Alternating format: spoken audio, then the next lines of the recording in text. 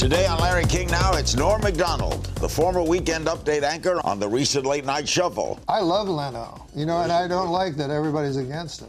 Opens up about his time on SNL. As soon as I got fired, Norm's great.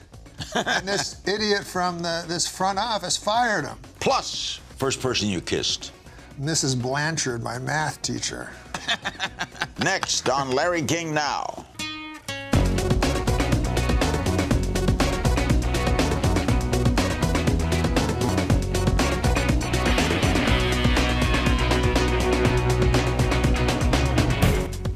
Welcome to Larry King Now, one of my favorite people, Norm Macdonald, the former anchor of Saturday Night Live's Weekend Update. He's known for his impersonations of Bob Dole, Burt Reynolds, and me.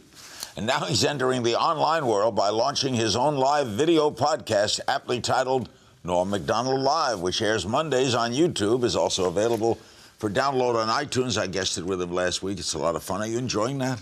Yeah, it's a lot of fun because I told them, they always want me to do a podcast. And then I always wanted to, I didn't want to do it unless I could only interview people I like. So anyways, I'm doing it for no money. Yeah, and it's online, it's on YouTube. Why would you do something sans pay? Because interviewing people, I've often been offered jobs hosting shows. And I never took them because I don't have the insatiable curiosity that you do. So I said I'll only do it if I can interview only people that I'm really interested in. So I'm very interested. I got Billy Bob Thornton, who fascinates me. Just saw him last week. Great guy. Great guy, and so interesting. And I got you. You were on the top of the list. I was good. You were fantastic. And I did an impression of you. We'll do it here. And I do impressions of guys. Like they say impressionism is the highest form of flattery. Sometimes it's not. Because guys will do me because I have a bit of an odd voice. A guy will come up in the street to me and he'll go, "Hey, I do an impression of you." And I go, "Oh, what is it?" And then the guy goes, "Hey, how you doing?" You sound like a retard. But for me, since I'm not an impressionist by vocation, I can only do impressions of guys I've seen thousands of times. Can I tell you one more thing about my impression of you that I just recalled? What? I had a chance to meet Johnny Carson because of that impression. How so? Because Johnny Carson phoned me and he said he loves Larry King and every day he reads the News and Views, which was the impression I did was your News and Views in USA Today. Right. Which was the bullet points, which I liked because it was an older kind of thing from even earlier. Throwback. The throwback and I really like old time things. And so I had a chance to meet Johnny Carson, which I didn't take. Why? I was afraid. He'd already retired from The Tonight Show. He said, "Come to Burbank to my office and we'll talk," which sounded fantastic. Didn't go? I didn't go because this is why. He would tell me stories, he could tell me stories about everybody, that existed ever in life in show business. And then I'd have to go, did you ever meet Chris Kattan? I wouldn't have anything to give back. But he wanted to meet, Norm, you missed the... I should have done it. You're weird, Norm. I met guys, though. I know. I met you. I met the great Bob Newhart. Didn't you have a chance to host the Late Show on CBS? There was talk of it, yeah. So what happened? I don't quite understand what happened, but right after I got fired from Saturday Night Live, David Letterman was very interested in me, and he liked me a lot, and he owned that slot. He owns that. So why didn't you get it? I don't know. Les Moonves might have had something to do with it. Why were you fired? I think the biggest thing that hurt me was I was fired from an executive, Don Ohlmeyer at NBC. And then it may have, even though I said nothing against Don Ohlmeyer after being fired, not one thing, a lot of other people said things against him because it made a good story. Like in the press, this is what I found out, Larry. In the press, a story is good. Now, I was doing Saturday Night Live and I was doing Weekend Update, and the press didn't care about me. I never read anything good about me. As soon as I got fired, Norm's great. And this idiot from this front office fired him. Why were you fired?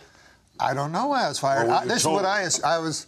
a rumor came up that I was fired because I did a lot of OJ jokes. And Ohlmeyer was Don friends Ohlmeyer was friends. But with. I did not believe that. And I said, because I talked to Don Ohlmeyer, and I found him to be a very candid guy. I talked to him. What did he say? He said, I don't think you're funny in it anymore. And I said, well, why would a guy say that? Why would a guy make that a lie? You know, that sounded like the truth to me. And I accepted it completely. So he didn't think you were funny. And I liked Don Ohlmeyer because he invented the skins game. And so I said, I said, hey, you know, you own the cameras. What am I supposed to do? What do you make of Seth Meyers getting the Fallon gig? I think I like Seth Meyers. I think it's You know great. if he can interview, though? I don't know. I don't. I've missed a few shows. No, you know networks. Do you think they've run the test of Seth? He's a great guy. Well, you know what Seth did is he went on the Kathy and Regis show after Regis left, and did interviews there. And interviewed on there. So I guess he impressed them with that. How do you think he'll do? But he's a very funny guy. But how I think he'll do, I'm always wrong with predictions. So what is your prediction there? And I should say he's going to suck because my predictions are always wrong, right? No, I like Seth. He's a really funny guy. What do you make of Leno? And Lauren now owns everything. Yeah, Lauren he's the savior of NBC. Yeah. What do you make of Leno? I love Leno, you know, and I don't like that everybody's against him. What's he going to do you think? I think Leno will do what he's always done with stand-up, you know, and he's a brilliant stand-up, fantastic stand-up. When I first came to Los Angeles, we would all, like, watch Leno and worship him, you know. And you know what he did that he doesn't do because of the confines of television? When you see Leno in person, he stalks the stage. Oh, my God. He moves like Elvis. He moves constantly, back and forth, and he moves.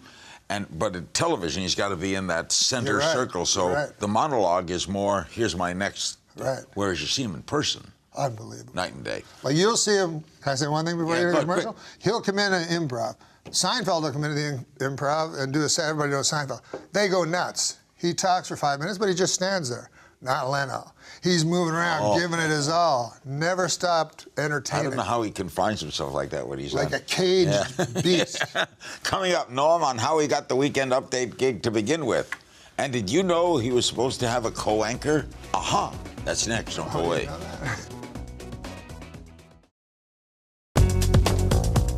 We're back with the brilliant Norm Macdonald. No other way to describe him. He is a genius of comedy. How did you get to be the anchor of the Weekend Update? Well, Saturday Night Live has a thing. You go to Lauren and he says you got to do 3 things. You got to write 2 sketches, you got to do 2 impressions, and you got to do 2 characters. And I said, I can't do any of that. So it was kind of a rough beginning. So he said, okay, well, bye. And I said, but, you know, why don't I just write on the show? I can write, you know, because I do stand-up, which I consider the hardest writing. And I knew a lot of guys on the show. So I did that, and then the next year they said, you want to do Update because a comic can do it right into the camera, you know, rather than act. Did you enjoy Update? Loved it. Yeah, okay. Were you supposed to have a co-anchor? There was a moment when, Who was it going to be? I can't remember the girl. but they said, do it with a girl. You know, Lauren was like, do it with a girl. I can't do impressions of him, but he goes, do it with a girl. I think Lauren liked me because I didn't understand what he was saying half the time. But he said, do it with the girl, and then she will bring you sexiness, and you will bring her comedy, like Rogers and Astaire. And I said, you mean the dancers from the... Did you ever do it once with a girl, or they never did it? No, I got saved actually from it because I said, I don't want to do it like a guy and a girl. They don't do that anymore. It looked like we were doing a takeoff of local news. Yeah. You know, it wouldn't look right. And he had me. He said, "You watch Saturday Night Live now?" Yeah, I love Saturday Night Live. Ever since I was a kid, I watched that show. What do you make of it now? I think the cast's amazing. You know, it's more like actors. Like when I was on, it wasn't real actors. When I was on, it was comics. Comics. Guys like Sandler and Farley. And big forces of nature, you know, that could really look at the camera and break through. These are comedic actors. And these are more like they act together. They're generous actors towards each other. So it makes for bigger sketches, but it doesn't make for the breakout stars. You wrote for Roseanne, huh? Yeah, Roseanne was my first job, yeah. She was fantastic. That was a great sitcom. Unbelievable. And she was the most... She knew what she wanted in that show. It was very funny because every week She hired me because I was a stand-up. Everybody else was Harvard writers, and she didn't care for Harvard people. And she saw me at this, you come write. So every week the writers would go write a sketch, very traditional sitcom sketch, and she didn't want to do that. So she'd go, get rid of all these kinds. Yeah, go ahead. Get rid of all these jokes. Why are all these people telling jokes? That's not how people act. And so they were very frustrated. Roseanne, you know, we have to fix everything for stupid Roseanne. They hated her. Then they'd hand in the thing, and the show would be great. The next week, it would repeat, the same exact dynamic would start again. They'd never go, Roseanne's right. We got to change everything. Now, you did a sitcom, right? Yeah. Norm, would you do another one? Yeah, maybe. What do you want to do, Norm? I just do stand-up. Everything that I did kind of, this is what, you know, when you do stand-up, it's a specific I love thing. stand-up. You do it now. Yeah. But I tell stories. But it's not good, it doesn't make you a good actor. It's the opposite. It makes you a bad actor. Because like if you want to be a good actor, you go to the grounds, you do improv where the audience is on your side. And then when you get to sitcoms, I remember when I first started sitcoms, I'd read it, I go, these jokes are all going to bomb. Because they would, if you do stand-up, you lose them for 5 minutes, you're dead. Correct. You know, and then you go to stand-up and they laugh like maniacs every time you stop talking. Like, did you ever see a joke bomb on a stand-up? I mean, on a sitcom? On a sitcom, no, they don't. Every joke works. As a matter of fact, that's why I liked Saturday Night Live, because you could bomb on that show. And the only other show I remember about that was the first Letterman show. A stand-up could go out there. The daytime show. The daytime show, but then the 12:30 show when it started. You could bomb, and I like that kind of, because I don't think the audience should be a participant in this. So I'm going to ask you something, Norm. How do you earn a living? Well, this is the thing with stand-up. If you're funny at stand-up, Well, are you doing stand-up all the time? Oh, right now? Yeah. I make zero. What do you mean? I don't make any money right now. That's what I meant. Yeah. You don't do stand-up now? No, not because I did stand-up for. I decided. So you don't get booked in theaters. You don't go around and. I stopped at Christmas. Of this previous Christmas. Why? Well, I thought there'd be a time when I could retire. It turns out you can never retire. No, you can't. Yeah, and the more money you make, the more they take away from you. More with Norm after the break. We were talking. Yeah. About how you do stand-up. stand-up. I'm going to ask about And you. I just realized you just told me when you do it, it's orgasmic. It is. When you about to make someone, when you got that moment, when they're going to laugh, right that moment when it You have an involuntary ejaculation? Not me, they. It's orgasmic. Oh, they do. It's orgasmic for the audience. Oh, for me, it's a high. Yeah. You don't tell me it's not a big high to make people laugh. Yeah. High. But I'm on so much morphine at the time. Has stand-up comedy changed? Yeah, it's changed a lot. Worse? Yes, worse. Because? Well, in my opinion, it's obviously all subjective, but it's become so, you know, and I feel like, I'm not saying like I'm an old man, I don't get it anymore. I'm just saying that I believe stand-up has gotten very, very confessional and, to me, mean and and ugly and so forth. And it's reached its peak, to me, of offensiveness. First of all, I think it's sort of, I can't be shocked. I think it's shocking that they think they can shock me. Like, is it a thin line, though, between... You did a lot of stuff like parody when you knocked O.J. during that trial and the whole thing. Yeah. Rickles, for years, was one of my favorite individuals. The greatest comic. Right. Now, but he was never... Rickles is hysterical, but not mean. Not mean. That's the difference. There's a lovingness about him. There is, yes. There's a show in Palm Springs called The Follies. And I've heard about that. They bring in they have a 90-year-old team that's a vaudeville team and old singers and old dancers. And I went to see it, and I didn't realize this because I'm of a different age that didn't see this kind of comedy. But there's no irony in it. You know what I mean? They're giving it all. You know what I mean? Henny Youngman. Yeah. Henny Youngman. Jokes. Rodney, jokes. There was no and then deconstructing and punk and not dressing up. You know, like me, I go on stage like a slob. I look at the old tapes of Hope and Benny. These guys were men at 30 in tuxes in complete command. Oh, yeah. And so I think I would like it Did you, what do you think of the Bill Maher's and Dennis Millers and the political concept of humor? I don't like politics personally. I find it uninteresting, so I would... So you're not attracted to that? I'm not attracted to that, but they're both very, very funny guys, but I wish they'd talk about everything rather than one thing. You're a big sports... You know what, an interesting thing I always find on, like, Politically Incorrect or now Real Time, is I always find, like, the political experts are trying to be funny, and the comedians are trying to be serious. Yeah, that's really interesting to watch that. Yeah. You know, interesting about you, you'll like this. Jackie Gleason was a great friend of mine. Oh, yeah? And he was like a mentor to me, and I spent a lot of time with him. And he told me, every comic, every great comic wants your love. They want to be loved. Yeah. You always want to be loved. That's what it is. Is that right? The only comic he thought who lasted for a long time, but stood above the audience, was Groucho. Groucho didn't care if you liked him. Oh, he didn't. But Rickles wants to be loved. You know I'm that. being a big fat guy now for a movie. You're still a I've big... gained a lot of weight for a movie. You're going to do a movie? No, I'm not doing one, but I think movies always need a big fat guy. So you're ready. Yeah, I'm ready. You're still a nut sports fan, right? Yes, yes. Well, I gambled. I had a little gambling problem for a while. Betting all sports? Yes. Basketball? I'll tell you something, you don't want to find yourself betting soccer. It's like 1-0 with 88 minutes left, and What do you get, done. goals?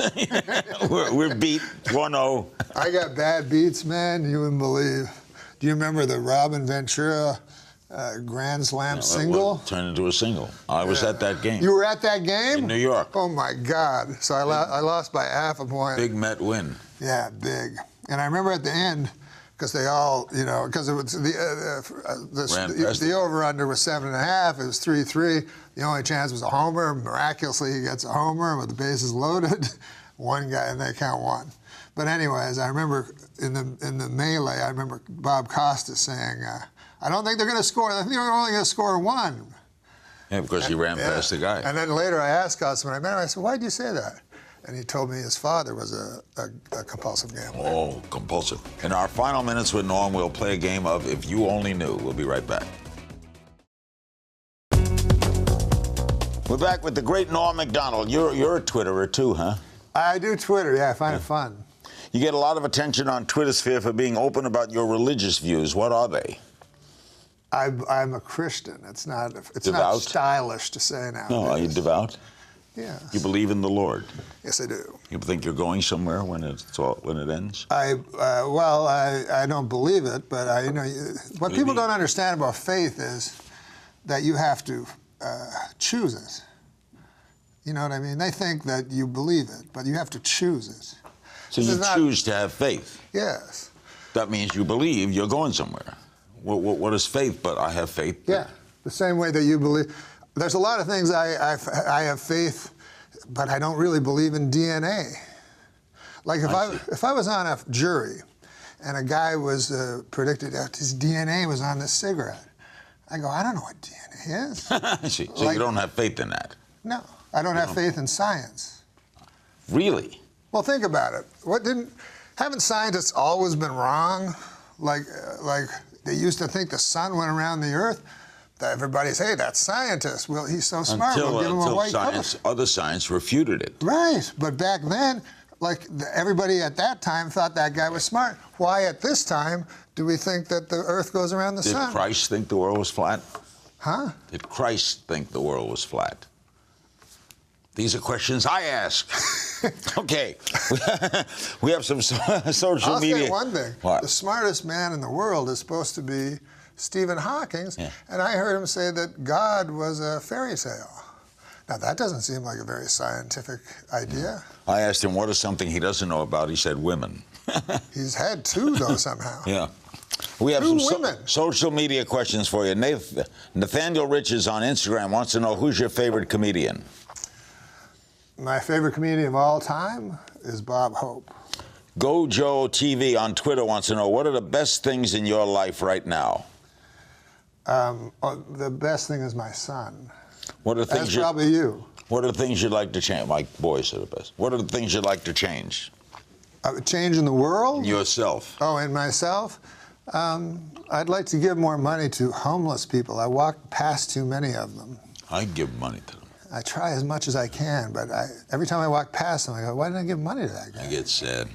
All right, we'd like to play a game called If You Only Knew. I just throw them out at you. First person you kissed. The first person? Remember her name? Her? You kissed a boy? No, I kissed a girl. Who was it, Norm? It was a little girl named, am I allowed to say this? Yeah. Mrs. Blanchard, my math teacher. You kissed your math teacher in Canada? Yeah. How old were you? I was like 7. On the lips? Yeah, on the lips. This is what happened. Nobody wanted to be my Valentine. Oh, Norm. We had an odd number of people in our class. So you went up to her? So I got molested. Any weird habits? Did you have any weird habits we don't know about? I do have I don't know if you call it OCD or AC, whatever it is, ACL. It's not ACL. That's a bad habit. What do you have? I flip coins constantly, and I keep track. This sounds so. Whether it's heads or tails? Yeah. You know, Ever since I was a child. Jimmy the Greek told me once, you could flip a coin 100 times, it comes up heads. On the 101st flip, the odds are still even. The coin has no memory. The coin has no memory. What's scary? You knew Jimmy the Greek, huh? Oh, very well. Bad ending. What scared you? I know. What scared you the most? Dracula's. You don't like Dracula? God. In a way, now that I think about it right now, I've lost my fear of him, because what's the worst that could happen? You live forever. Yeah, why is that bad? I never understood why Dracula. She slept all night. He had to go to bed when the sun came out. Yeah, that sounds like a pretty good deal. Who's your role model? My role model is my beautiful mother. If you weren't a comedian, if you weren't a comedian, what would you be? What would I be if I weren't a comedian? I guess I'd be a heart surgeon. That's good. Yeah. I think I'd be a lawyer, defense. You know, when I was a kid, I wanted to be a lawyer. I always wanted to be a lawyer. But I think, looking back, it was just the performing aspect. I never wanted to read big, long books. You want to stand up in front of the jury. Yeah, Thanks, Norm. Thank you. That was awesome. Thanks to my guest, Norm Macdonald. Catch his show, Norm Macdonald Live, Monday, 6 p.m. Pacific, on YouTube, and available for download on iTunes. And remember, you can find me on Twitter at King's Things, and I'll see you next time.